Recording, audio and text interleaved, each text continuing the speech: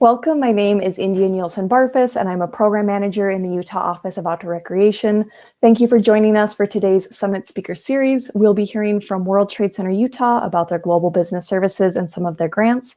But briefly before that, I'm going to turn the time over to Dustin Cedarholm to tell us about the Utah Outdoor Association. Dustin? Thank you, India. I just want to say that the Utah Outdoor Association is proud to co-host the Summer Speaker Series, or the Summit Speaker Series, along with the Office of Recreation, SIA, and EDC Utah. Thank you. For those of you who may not know me or the Utah Outdoor Association, I wanted to share a little about UOA and what we do. As India said, my name is Dustin Cedarholm. I'm the Executive Director for the Utah Outdoor Association, or UOA. The Utah Outdoor Association is a business association representing Utah's outdoor manufacturing and retail companies. We are an independent industry associated with a mission to guide the outdoor industry forward by fostering productive dialogue between organizations, providing an invaluable network of people and resources, and promoting the industry to the public. We know that our industry is segmented in many ways, whether that be human-powered, motorized, hook and bullet, or any of the other many ways we segment and define ourselves. That said, the Utah Outdoor Association believes we can all come to the same table under the premise that building strong businesses, a connected community, and enhancing the overall brand of Utah is good for us all. With that, we believe all outdoor brands will find a home with UOA. So that said, UOA operates three core missions. The first is shared learning, which includes programs like this speaker series, our newly launched podcast series. We have one for founders and one for startups, as well as other industry events and trade shows that help businesses engage with one another, their consumers and community, or some combination of them all. Number two is shared marketing and resources. UOA promotes our brands through our marketing lists, social networks, and many other activities UOA is involved in throughout the year. We often say just being part of the UOA network is one of the best benefits because it allows us to work for you by finding the resources and solutions you need within the larger network. We have been able to help companies find government contracts, receive grant money, and make connections that improve their business outlook. Lastly, workforce development and recruiting.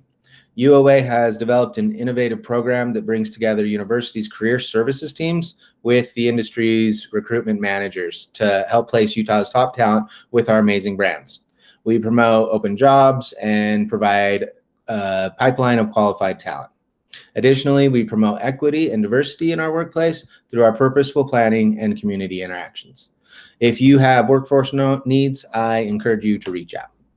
Of course, we offer member benefits and discounts to all our members through our partner agreements, much like any other association.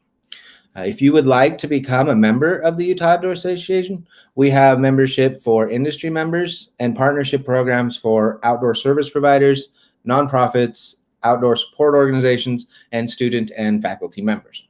I encourage you to go to utahoutdoor.org.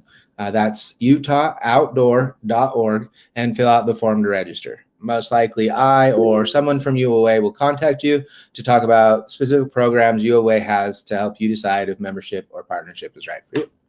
So that is a little bit about UOA. I hope everyone enjoys today's presentation. Thank you, India and the Office of Recreation team. I turn it back to you.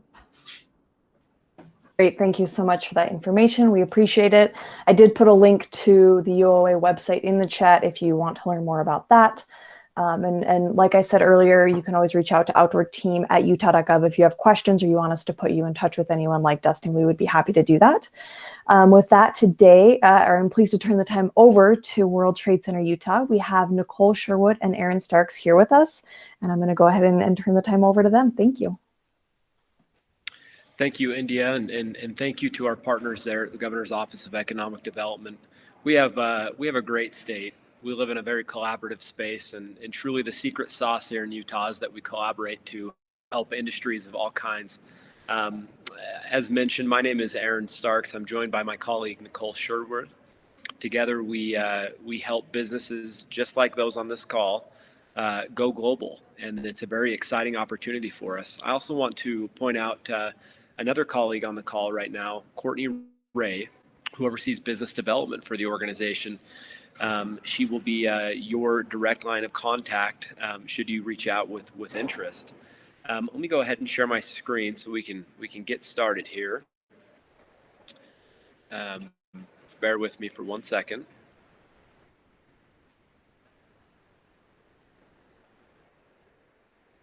Okay. Hopefully you can see my screen. World Trade Center Utah has about a 15-year history here in the state. We are not a government organization. The state of Utah invests in us because it knows that we are the only organization of our kind, a private organization, dedicated to accelerating growth for Utah companies. What's interesting about World Trade Center is that we are one member of an association of over 300 around the world. So our footprint is quite large. Then Governor Huntsman said, with a diversifying economy, we need a voice who can advocate for businesses domestically and abroad as Utah grows. So he brought World Trade Center to the state of Utah. We're kind of unique in that we're not affiliated, or I should say limited to one particular city. We actually have the rights to represent the entire state of Utah, which is different than most World Trade Centers around the world. Over our history, we've been able to do some really fantastic things for companies. We have a governor-led trade mission, for example, where we are able to take the state seal of Utah along with the governor and go to a foreign market. And because of the political capital and influence that the governor has along with the state of Utah, get businesses into the room where it happens with buyers, investors, and partners. It's a great matchmaking effort that we provide. We'll take a cohort of companies along with the governor to a foreign market abroad and help them land a deal. Very exciting. In addition, we've been able to do trade shows, matchmaking, some training along the way, international investment. But grants is a big piece of what we do. And to discuss more and tell us a little bit more about our grant efforts, Nicole Sherwood is on the line. Nicole, I'll hand it over to you. Great. Thank you, Aaron, and thank you for having us today. What I want to go over really is what we call our STEP grant, and it helps small businesses that want to go international, and it can help small businesses that want to participate in any of these activities that Aaron mentioned. The STEP grant can help cover 3 different areas.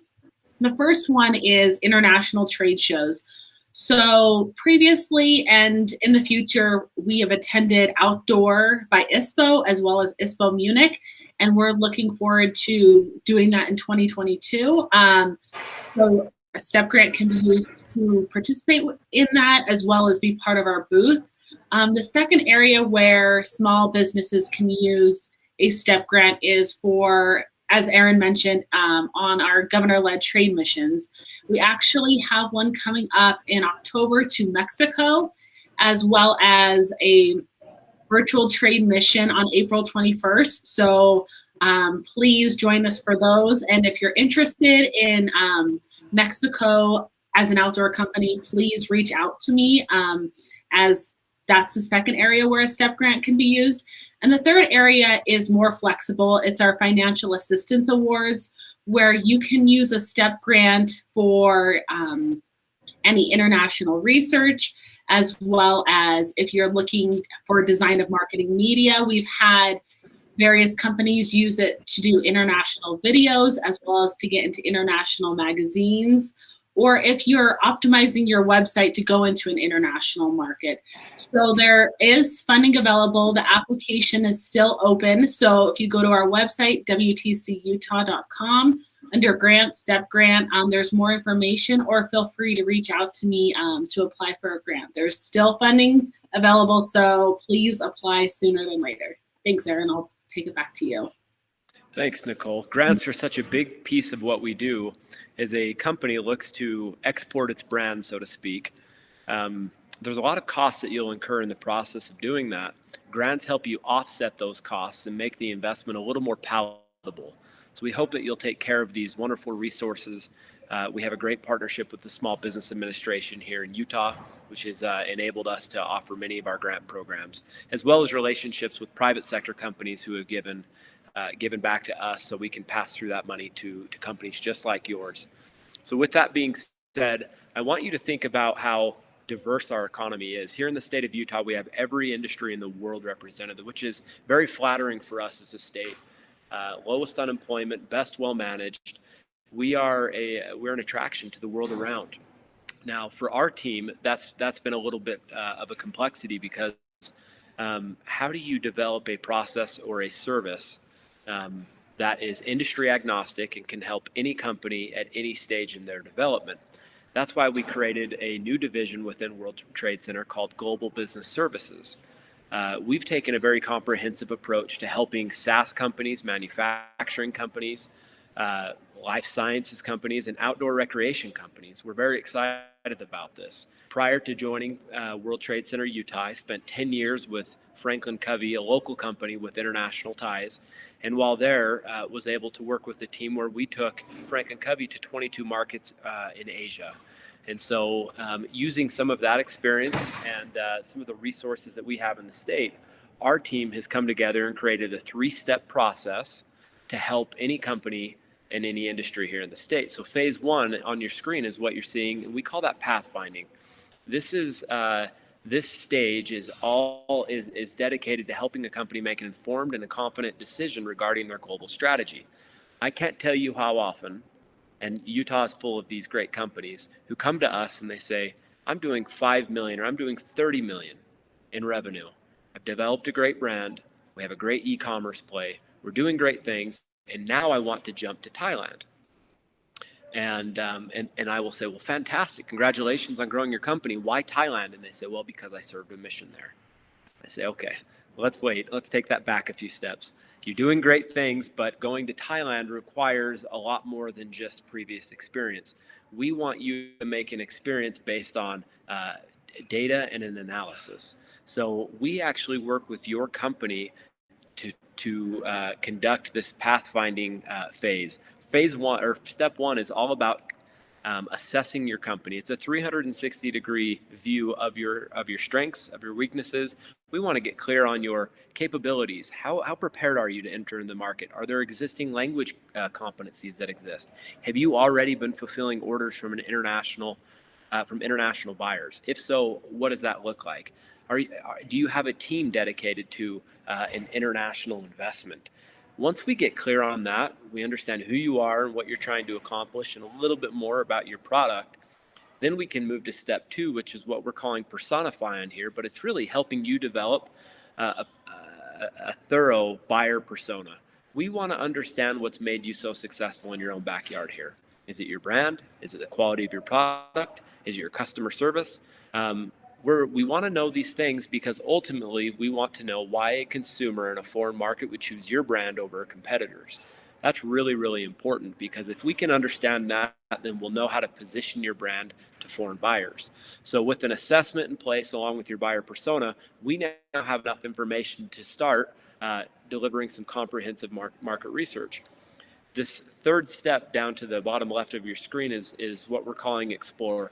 It's a macro market research approach to helping you. So we take our information about your industry, company, and product, and we look at 3 key indices: market potential, political stability, and ease of doing business. Included within those 3 indices are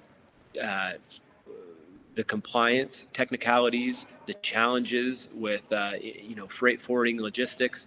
We want to know basically what the regulatory environment looks like in a foreign market for you before you make any decisions. So we scour the earth looking for information in these 3 areas that align well with your company and its focus. And we come up with a list based on weighted averages of 5 countries you could go to. It's kind of a proprietary algorithm that we've developed, but we're going to give you a list of 5 countries.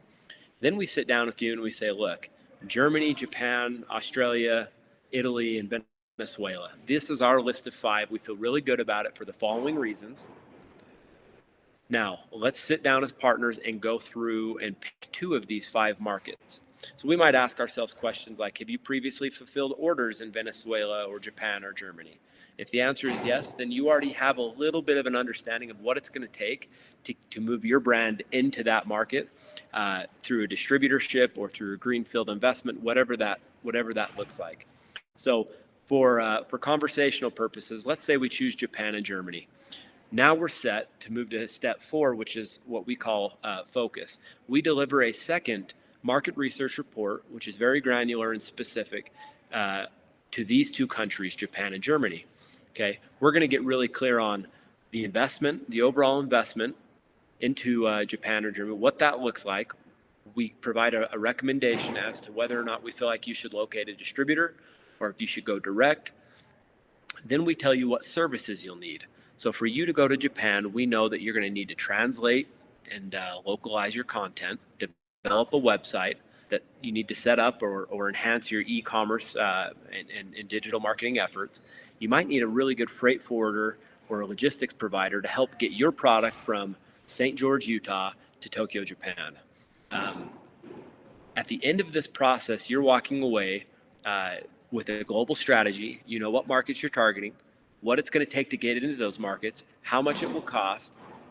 When with those 3 key pieces of data, then you'll know what your break-even value will look like, and that will also inform your risk tolerance. And so we currently, just in 6 months, have launched this new service to the state of Utah. We have 40 companies under contract doing this. And the beauty behind this process is that a lot of companies won't do anything.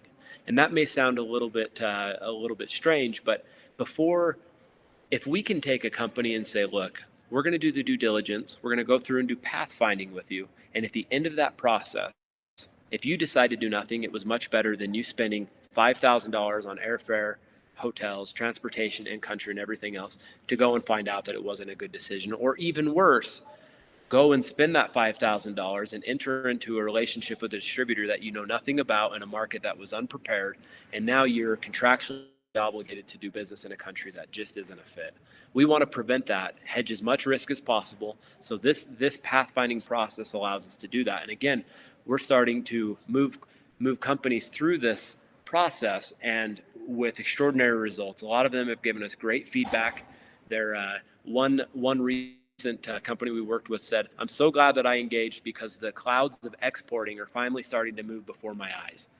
I thought that was an interesting way to put it. So we want to be your partner in helping you choose your global strategy. And once we've been able to do that, then we start with phase 2, which we're calling launch.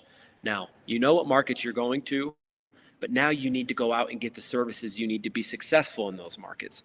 This can be challenging.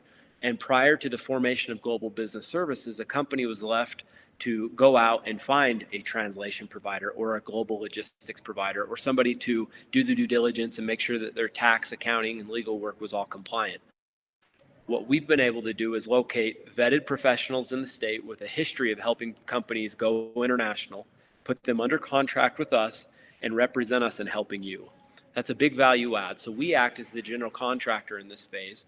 And so after you have your global strategy set, then we say, great, now we're going to bring in our service providers. We're going to take care of you and ensure that over a 3 or a 5 month or a finite period, you're going to receive these services that you need before we begin phase 3, which is landing. And that's where the rubber meets the road. We go to a foreign market with you, and it could look like any one of these things. It could be a trade mission. At the end of that pathfinding process, we might realize that, hey, Mexico is your top country. You've selected that. You have the services already taken care of. You're ready to go. And coincidentally, we have a trade mission plan this year to Mexico. So let's align you with that opportunity, bring you with the governor to Mexico. And prior to that, make sure that we do some great matchmaking. So if you're looking for a distributorship in Mexico, then we're going to make sure that we set you up with 2 or 3 meetings with candidate distributors to represent your brand in Mexico. Or it could be just basic matchmaking. You might realize that Mexico is a great opportunity, but you don't have interest for whatever reason in going to participating on the trade mission, which, by the way, if you do, you can apply for a grant to have some of those travel costs paid. I'll just throw a plug in there for Nicole. But if you realize that I just would like some matchmaking, I'd like to speak with some other players in the industry in Mexico, I'd like to talk to other businesses who compete in a similar space, we're happy to lean on our domestic and international network to line up some meetings so you can virtually connect with people who can help you. Trade shows are another big component. We do a lot of trade shows every year. The Governor's Office of Economic Development partners on that on trade shows with us, we're able to help facilitate the organization of a booth, of the trade show logistics, and coordinate the overall effort so you can participate, position your product to thousands of people within the arena, excuse me. And if you've been to these trade shows, you'll know that it is just a madhouse for 3 or 4 straight days. There are hundreds of thousands of people from all around the world coming to learn about your brand. It's a great way to position yourself. And lastly, and personally my favorite, we might just say, Dubai is your market. We don't have any trade missions coming up to Dubai. There's not a trade show. Let's just jump on a plane. We'll set up the agenda. We'll line up the meetings. We'll fly out with you to Dubai, and let's go get a deal done. Let's go find a distributor. Let's go bring in some investment if that's what you need to do. Let's go and make this happen. And so we feel very good about this 3-phased approach we've developed. Phases 1, 2, and 3, getting you to, from an assessment, the buyer persona, your marketing research. Now you're equipped with services, and now we're going out and executing your plan with phase 3. And there's really 2 ways that we engage with companies. A lot of them are engaging in single phase increments with us. So as I said before, we've got about 40 companies under contract with us doing pathfinding, putting together their global strategy through market research. Some have already come to us and said, I already have my market research. I just need good service providers. Well, we can bring in our partners to help there.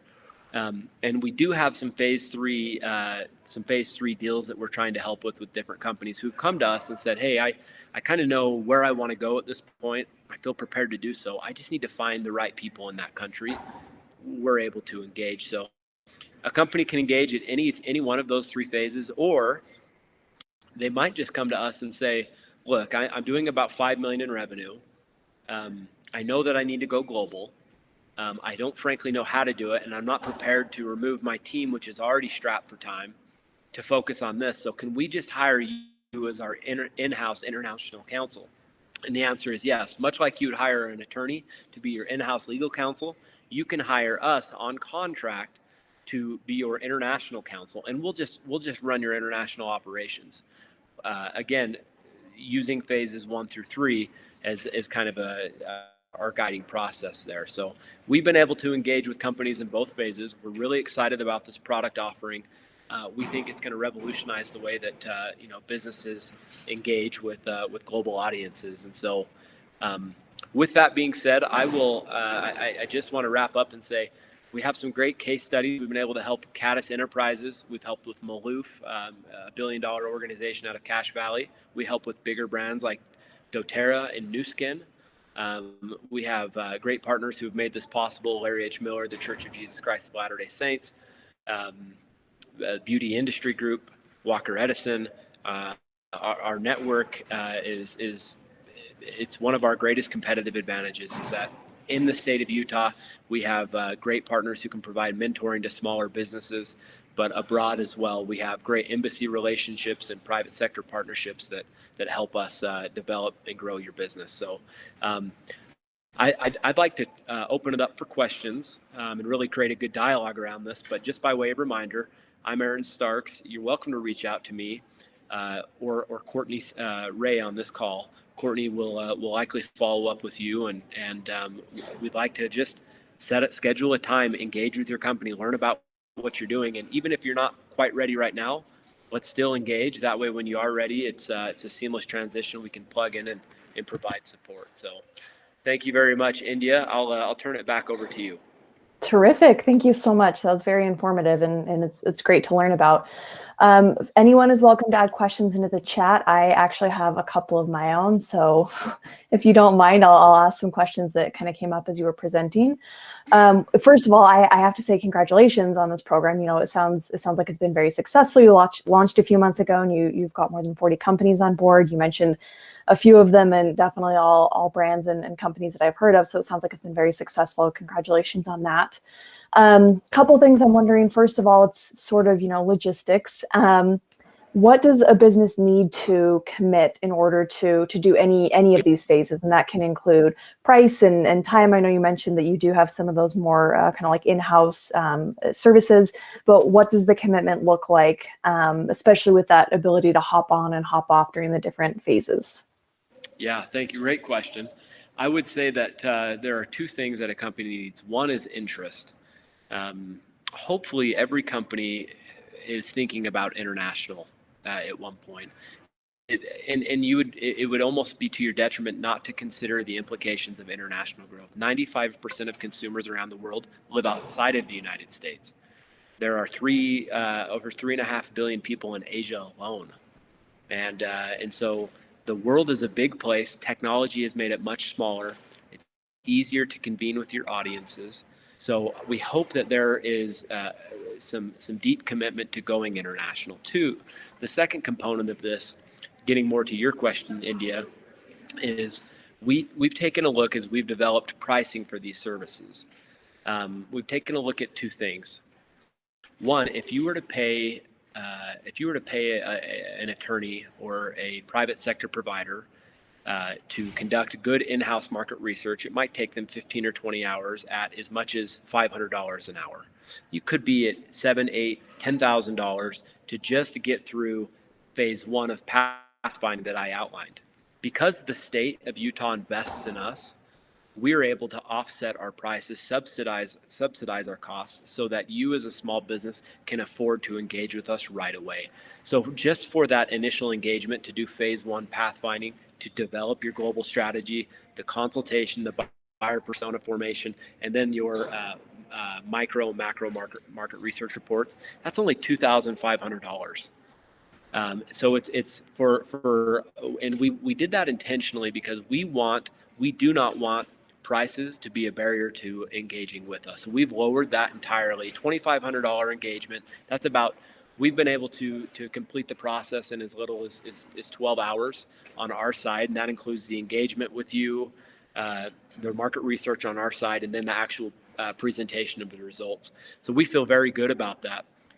Lastly, I'll just say this, and I don't mean to be long-winded, but there's a little bit of consumer psychology tied up in this. We never, charging for our prices, monetizing our services is a new concept for World Trade Center Utah.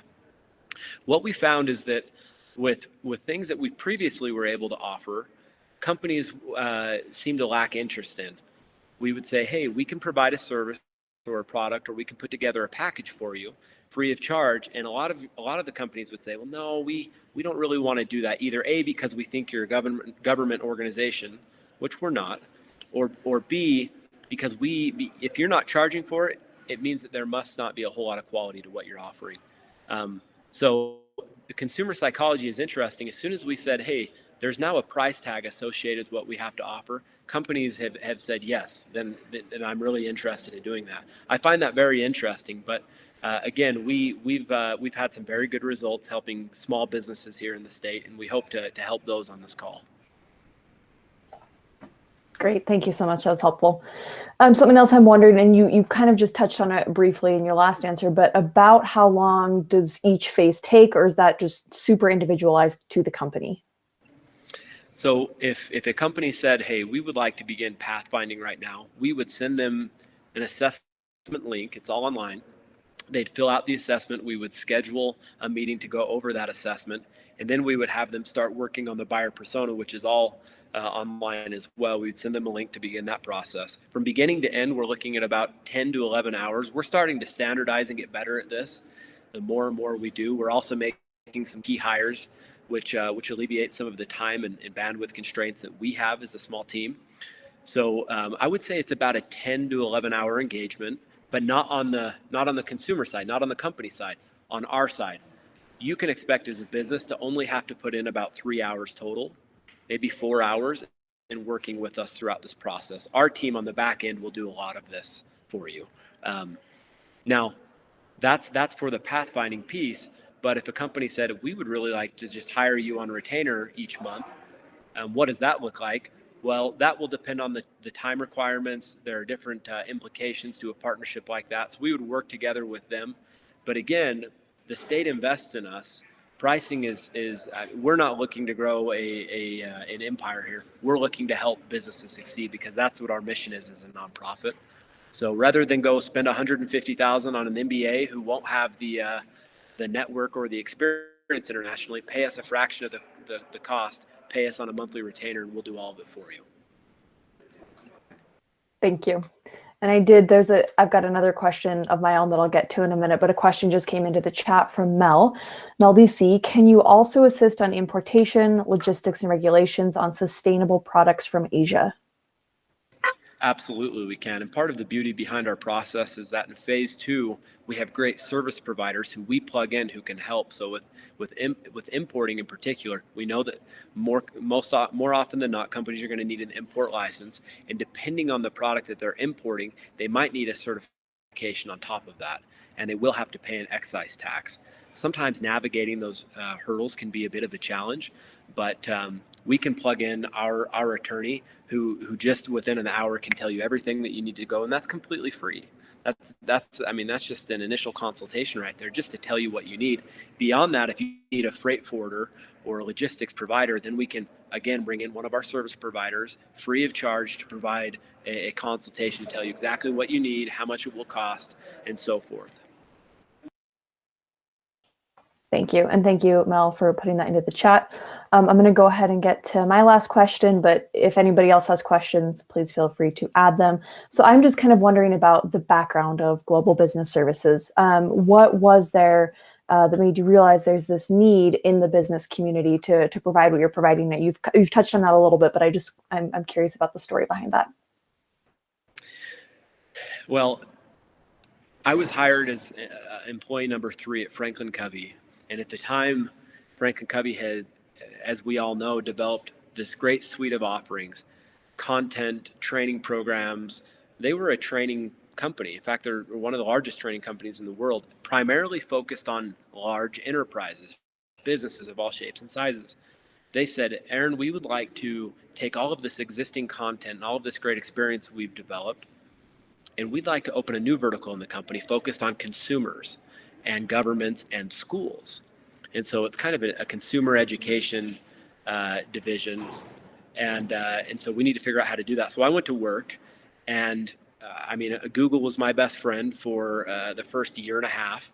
And it was all about just being scrappy and entrepreneurial. How do I locate buyers? How do I break into a market? What do I need to know about this market? So shortly after joining, I rolled up my sleeve, got to work, and about 4 months later, I found myself in Hanoi, Vietnam, with a distributor, and we landed a partnership. We signed a contract there. They became our exclusive partner for Vietnam, and we thought, man, this is great. I mean, we've tied down Vietnam. Let's go to Hong Kong now.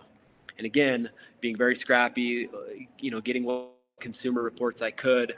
And training's a bit unique. It's not a consumer package good. It's not aerospace and defense. Training is a little bit different. And so finding what data I could, we located another buyer in Hong Kong. And after about 3 or 4 of those over the first year and a half, they said, well, Aaron, how about you just jump over to Tokyo, and we open a brick and mortar and Asia headquarters office. And so my family, we uprooted and we moved to Tokyo for 4 years, and we started the business, and over about 8 years, we grew the company in Japan and as well as throughout Asia to about 23 countries. When I came back from that experience, I engaged with World Trade Center Utah. Miles Hansen is a friend of mine who I now work for. He's an excellent CEO. As we were discussing things, he said, we need to be the one-stop shop here at World Trade Center to prevent companies from experiencing what you did. And I said, absolutely. Because had I known that World Trade Center existed, and at the time we didn't have these services packaged in the way we do now. They aren't quite as simple and comprehensive, but they still had resources that would have saved a lot of time and money for Franklin Covey. And so taking some of my experience, the leadership of Miles and our team, we've been able to put together what we feel is a pretty good offering. It's not perfect, but I tell you what, it's better than a company can do on their own. And we feel good about that. So that's what we want to do is remove the complexity and help companies execute their global plans and strategies. Thank you so much. I'm not seeing any other questions in the chat, so I'm going to go ahead and start wrapping this up. If anyone has anything to add in, feel free to. Otherwise, I did promise I would draw the name of somebody who asked a question to win a prize. I've got one posted in here right now, so I think we know who it was. But Mel, if you don't mind staying on the call for just a few minutes after we stop the recording, that'd be great, and I'll touch base with you. Aaron, I'll go ahead and turn it back to you just for some wrap-up remarks, and I'd like to thank you again for being here.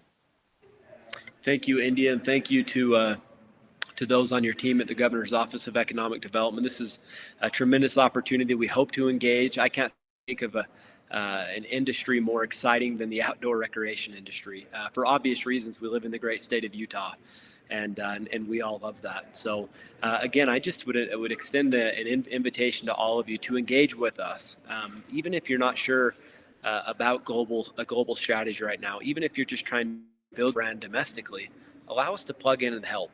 Let us be key partners with you here in the state. And if you're not quite at that phase or that stage to make an investment in international business, we might be able to help you get in contact with some of our partners who can help you grow domestically.